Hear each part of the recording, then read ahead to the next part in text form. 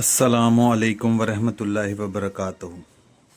دوستو، آج میں آپ کو غازی علم الدین شہید رحمۃ اللہ علیہ کی نسبت کے بارے میں بتاؤں گا۔ غازی علم الدین شہید رحمۃ اللہ علیہ 4 دسمبر 1908 بروز جمعرات سریاں ورہ محلہ رنگ محل میں پیدا ہوئے۔ آپ کے غازی علم الدین شہید رحمۃ اللہ علیہ کے والد کا نام طالمن تھا، ولد عبد الرحیم، ولد اللہ جوایا، ولد فضل الدین، ولد عبداللہ، ولد محمد عیسیٰ، ولد بابا لمنا۔ بابا لمنا سکھ تھے جو بعد میں مسلمان ہو گئے اور ان کا نام برخوردار رکھا گیا۔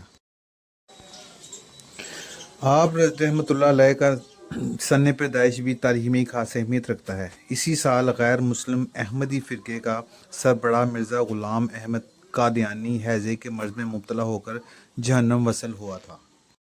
ان شہید کے والد کا نام طالمن تھا، جو بڑھئی کا کام کرتے تھے اور اپنے کام میں بڑے ماہر تھے۔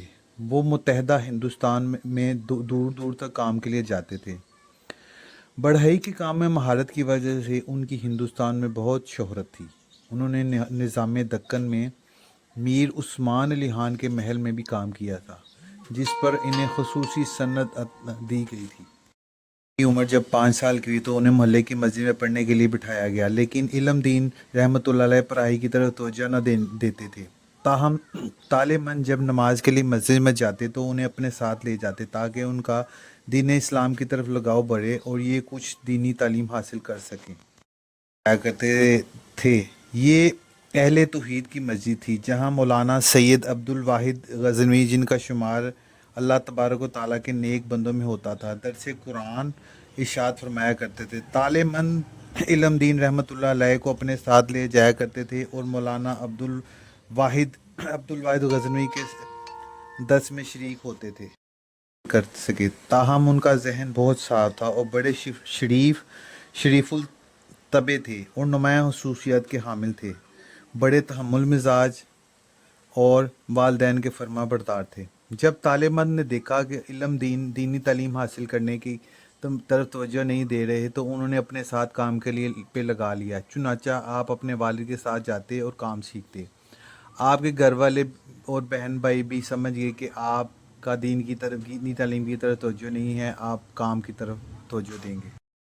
طالمن کبھی بیکار نہ رہتے، لاہور میں کام کرتے اور لاہور کے علاوہ دوسرے شہروں سیالکوٹ اور کوہاٹ وغیرہ میں جاتے۔ غازی علم الدین شہید رحمۃ اللہ علیہ اپنے والد کے ہمراہ جاتے اور معاون کے طور پر کام کرتے۔ طالمن نے کوہاٹ میں کام لیا تو علم دین ان کے ساتھ 1 جنوری 1928 کو کوہاٹ چلے گئے اور 1 سال تک کوہاٹ میں کام کرتے رہے۔ پھر اس کے بعد مارچ 1929 میں طالمن لاہور واپس آئے تو علم دین بھی ان کے ساتھ لاہور آ گئے۔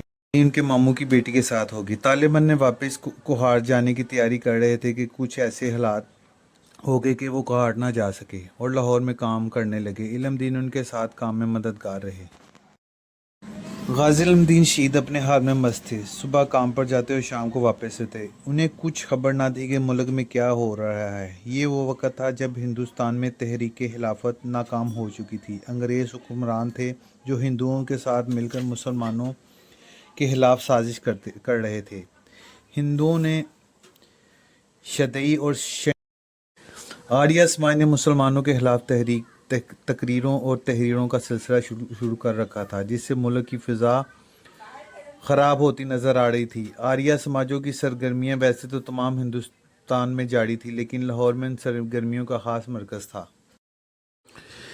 انہی دنوں ایک بدبخت ہندو راجپال نے ایک انتہائی شرمناک اور دل آزار کتاب شائع کیا، جس میں رسول اللہ صلی اللہ علیہ وآلہ وسلم کی ذات مقدس کے بارے میں رکت اور ناروا جملے کسے گئے۔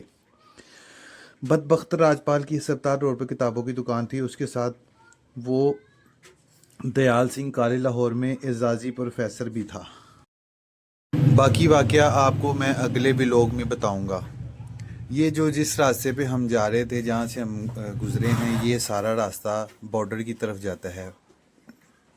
BRB نہر سے 15 سے 16 کلومیٹر اندر ہے، جو بارڈر کے ساتھ ساتھ جو علاقہ ہے نا، اس کو کہتے ہیں پنڈالا گاؤں۔ پنڈالا گاؤں پہلے پنڈالا شہر ہوتا تھا۔ پاکستان اور ہندوستان بننے سے پہلے یہ شہر تھا، جب یہ پارٹیشن ہوئی تو تب ہندوؤں نے انگریزوں نے اس کو ڈیوائیڈ کر دیا. یہ بالکل بارڈر کے ساتھ ہے. یہاں پر آپ کو ویڈیو بھی نہیں بنا سکتے, یہ ایسا ایریا ہے. چلیں مہربانی سر, سارے بھائیوں کو شکریہ, ویڈیو دیکھنے کا شکریہ.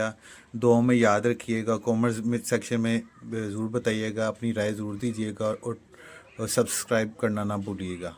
تھینک یو, شکریہ. آپ کا پیارا بھائی جفاہر ججی.